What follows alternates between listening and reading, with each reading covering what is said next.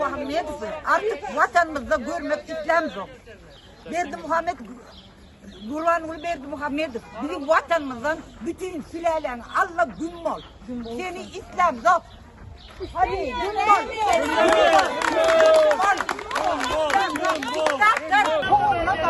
Biz köşede yatan halkımızın azatlığını almaya tayin.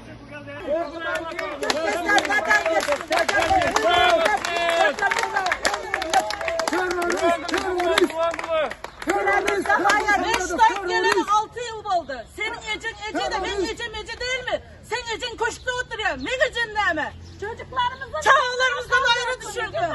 Sen yine utanmadan terörist diyorsun. Sensin terörist. Terörist Berdi Muhammedov terörist. Berdi Muhammedov terörist.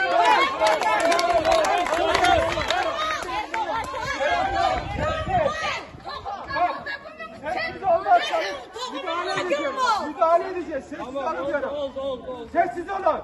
Vatan dönüğü sen.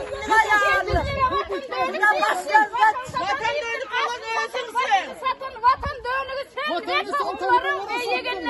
Vatanı sen tanıdın.